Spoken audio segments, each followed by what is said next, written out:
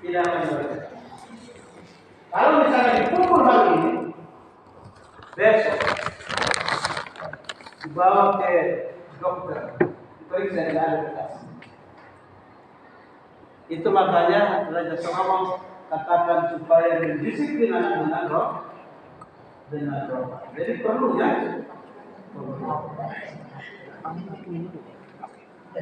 Ada yang nomor anak kain, ada sana juga roh kan. Curi pulau. Semua kan? Boleh ya kain, kamu mencoba.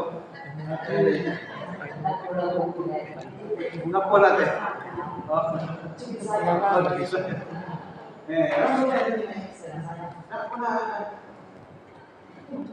Jadi kalau nakal Indonesia, sana-sana udah dapat nih. Dapat nih kan? Kan soal bisa datang kan? Bahkan boleh-boleh ada apa kan? Di sebelum jadi bukan lagi itu bisa. Nah, oh, jadi soal bisa. Itu rahasia, itu perlu itu. Itu bagian dari disiplin. Oke. Kita masuk ke perhambaan.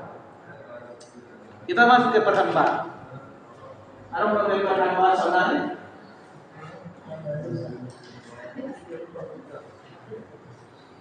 Perhambaan Tuhan sebenarnya tidak suka melihat sistem perhambaan.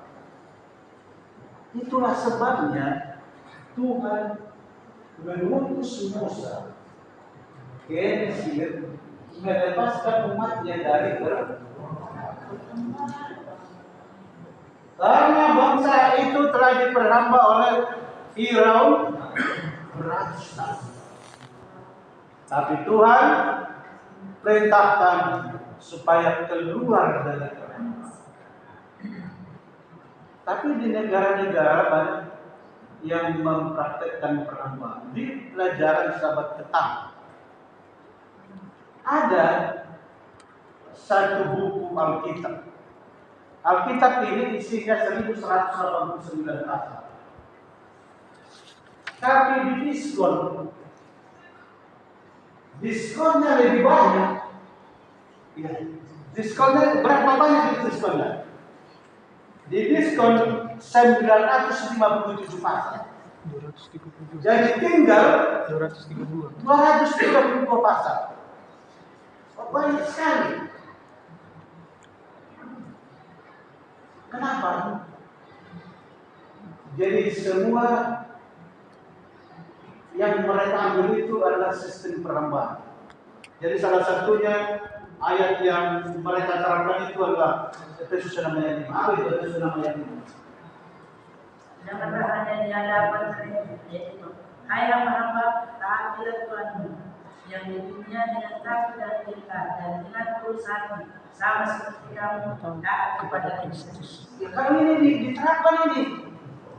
Jadi mereka ingin supaya sistem perhambaan itu berlaku, supaya para hamba bisa diperlakukan seperti ini, supaya hamba itu tunduk kepada Tuhannya sama seperti kepada Kristus.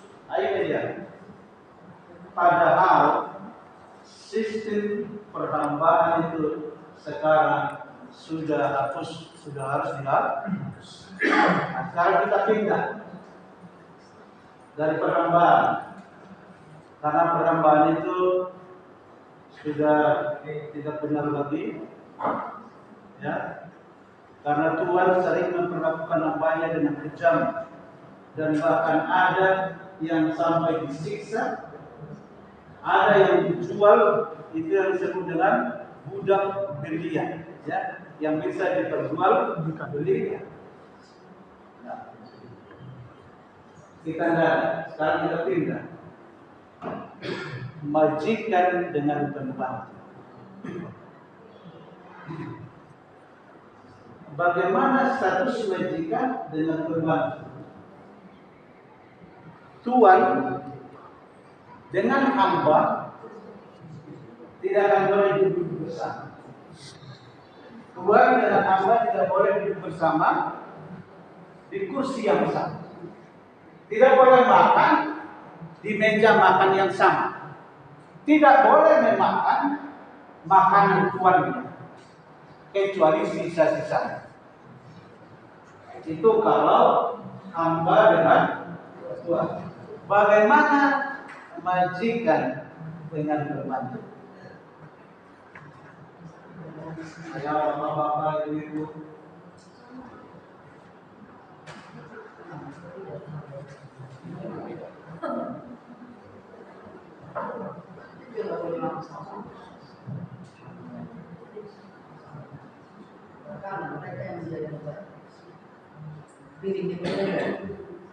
piringnya beda, makanannya beda, tempat duduknya beda.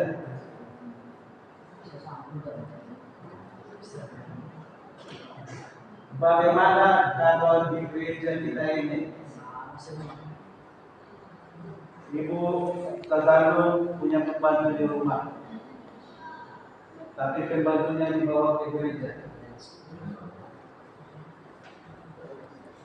Bagaimana pembantu dengan majikan duduk sama-sama di kursi yang sama, mendengar khotbah yang sama?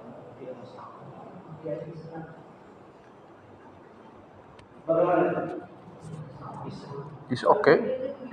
It's no matter. Atau kamu jangan masuk ke gereja, kamu jadi anak Tuhan. Pembantunya kamu masuk ke gereja, harus di luar penjagaan. Bagaimana dengan ini? Bagaimana pakai Tuhan? Pakai Tuhan juga.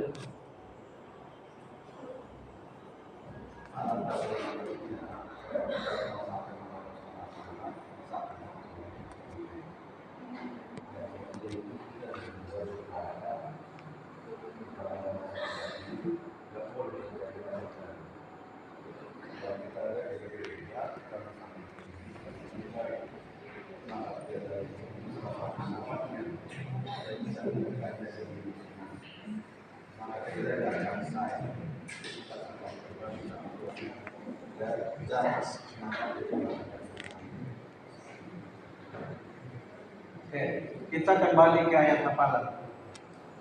Apa ayat hafalannya? Dan kamu tuan-tuan, katakanlah kita sekarang majikan, tuan-tuan ya, perbuatlah demikian juga terhadap mereka. Siapa mereka? Hamba. Dan jauhkanlah ancaman. Biasanya di zaman perhambaan, Tuhan selalu sering mengancam hambanya. Banyak ancaman, banyak tekanan, banyak tantangan.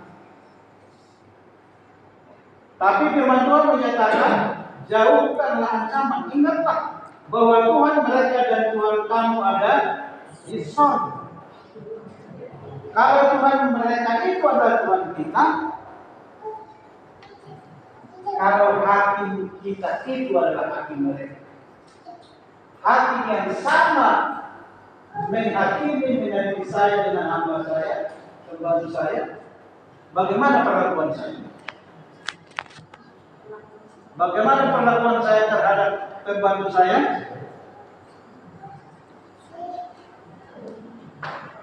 Maka disinilah kita harus menerima prinsip kemerdekaan. Kita harus menerima prinsip kemerdekaan. Merdeka dari apa? Perhambaan. Merdeka dari perhambaan ya. Sama seperti kita dimerdekakan Kristus dari perhambaan Dosa. Perhambaan dosa. Bagi Paulus, revolusi sosial akan terjadi di gereja di dalam tubuh Kristus, di tingkat lokal dan di gereja Kristen dan juga di rumah tangga. Revolusi sosial. Jadi kita, kalaupun punya pembantu di rumah, kita boleh sama-sama makan di meja makan yang sama dengan pembantu. Boleh makan makanan yang sama dengan pembantu. Kecuali pada saat kita punya tamu. Kita punya tamu, kita makan dengan tamu kita, bahwa pembantu akan mempersiapkan makanan untuk tamu kita. Nanti mereka akan makan. Kita boleh duduk sama di kursi yang sama. Inilah revolusi sosial yang diterapkan oleh Paulus di jemaat Efesus pada zamannya di abad pertama.